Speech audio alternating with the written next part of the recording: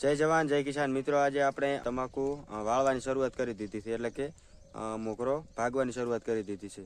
તો આ બાજુ મેડમ વાળા રહેશે તમાકુ, અને તમાકુ કઈ રીતે વાળવાની એ તમને લાઈવ પ્રૂફ સાથે દેખાડે રહે. અને ચેનલમાં ન હોય તો લાઈક શેર ને સબસ્ક્રાઈબ કરી નાખો. ઓલરેડી આપણી તમાકુને 10 થી 12 પત્તા થઈ ગયા છે, એટલે વાળી ગયા રાસો.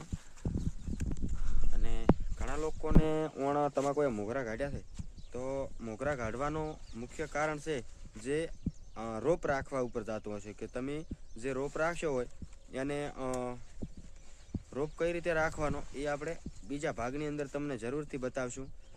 ઘણા લોકોને મોગરા કાઢ્યા છે એ ખાસ કરીને રોપનો જ પ્રોબ્લેમ છે.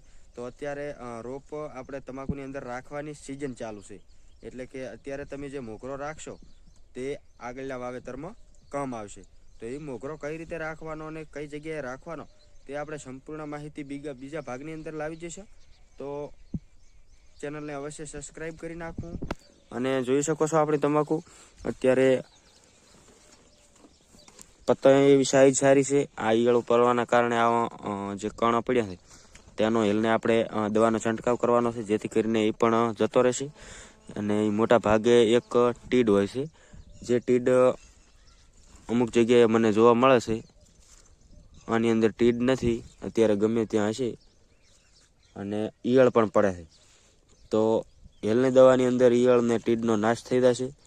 અને આમાં લાઇટ પ્રો વાપર્યું તો પત્તાની સાઈઝ તમે જોઈ શકો છો. અને બસ અમારા આવા જ વિડીયો આવતા રહેશે, તો અમારી ચેનલને અવશ્ય સબસ્ક્રાઈબ કરી નાખો. જય જવાન જય કિસાન.